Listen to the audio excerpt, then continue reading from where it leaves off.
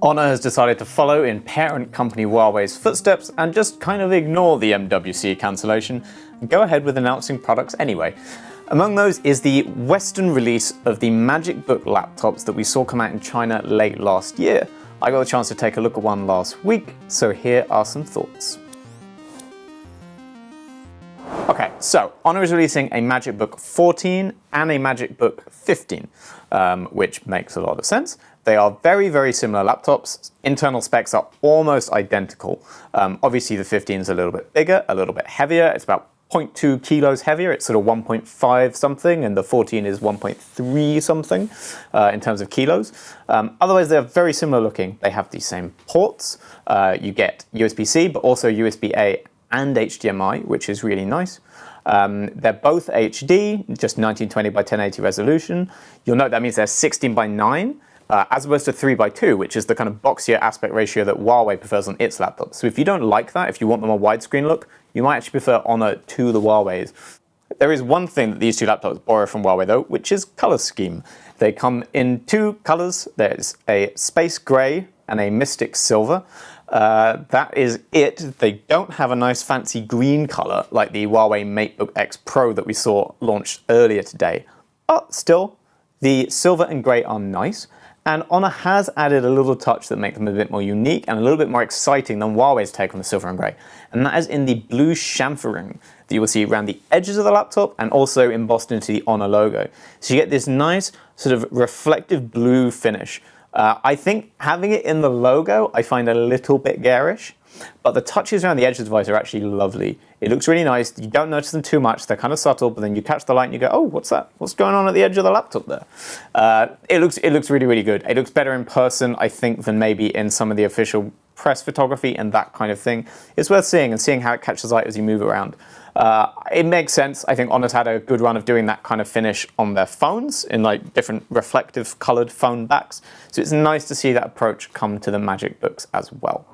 What about specs? So one of the really interesting things is they've chosen to go with Ryzen over Intel. There is no Intel model of these, at least not in the West. So it's the Ryzen 5 3500U processor. That's the same in both sizes of the laptop. And that will come with 8 GB of RAM and either 256 or 512 GB of storage. That's going to depend a little bit on the market. Some markets may get a choice, I'm not sure, but basically look which one you get wherever you are.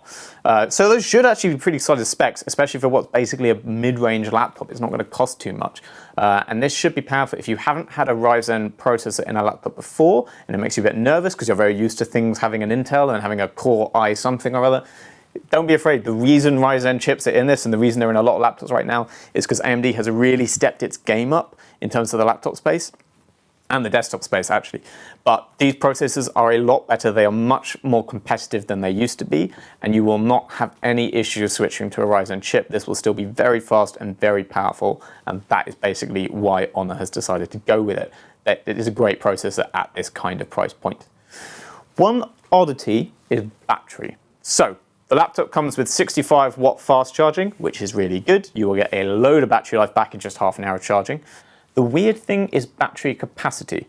So you might think the bigger laptop would have a bigger battery because it has more space in the big laptop to fit a big battery. Honor does not see space or physics that way.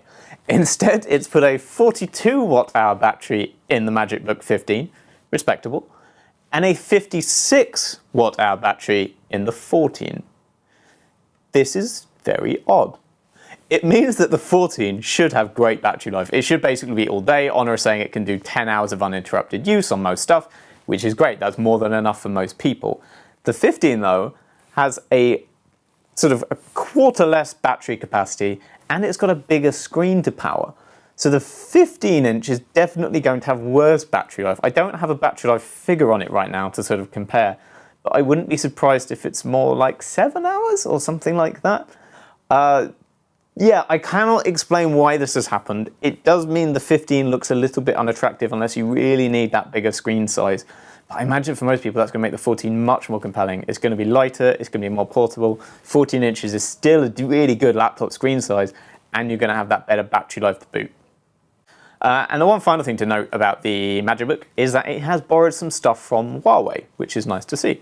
One is software stuff. So Huawei is making a big push on ecosystem at the moment. The idea that if you get one of its phones, it can work very nicely with its computers and with its new tablet and all that kind of stuff. And Honor is in that same ecosystem. So there's cross compatibility between Honor and Huawei products. So what that basically means in the case of the MagicBook is that if you take an Honor or a Huawei phone and place it on the little sticker at the bottom right of the laptop next to the trackpad, you can drag and drop files from the phone straight to the computer and vice versa. You can use the computer mouse and keyboard to control the phone. You can actually have the phone window appear as the phone screen appear as a kind of floating window on your desktop. All things like that. Really useful, really handy, and it's a good reason to look at an Honor laptop if you happen to already use an Honor phone, which is nice. The other thing they borrowed from Huawei, I like and I don't like. It's the camera hidden inside a key on the keyboard. So it's sitting in the function key row, you tap it and a camera pops up and then you push it back down again to put it away again. This means the bezels on the screen are thinner than they would be otherwise. They're still not quite as thin as you'll see on the high-end Huawei laptops, but there's pretty slim bezels, especially for this price point.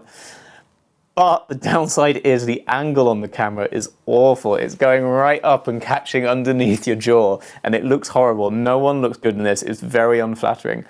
If you're like me and you never actually really use that camera, this is great because it just frees up that screen real estate and gets the camera out of the way. On the other hand, if you know you're going to spend a lot of time on Skype calls or anything similar to that, or trying to stream video of yourself from the laptop, this is not the one. It's a bad camera angle. You won't like it. Get a laptop that has a camera in the top bezel if you're going to use it a lot. It's worth that little bit of extra bezel. But yeah, if you're like me, you don't need the camera, this is great. So yeah, that is the MagicBook 14 and 15. If you had to pick, I think the 14 looks like a clear winner from battery capacity. Otherwise, they're very, very similar. But they're both great, very similar to the refreshed MateBook D laptops that Huawei announced today for Europe as well. It's nice to see these actually coming to the West. These kind of products often haven't before. It's a sign that Honor and Huawei are still pushing ahead into the West despite all the US trade ban stuff, and that's really nice to see. Stay tuned to the channel, like, subscribe. We've got some other videos on all of today's Honor and Huawei announcements. And check out Fast Charge this Thursday, where me and some of the rest of the team will be talking about it all. Thanks.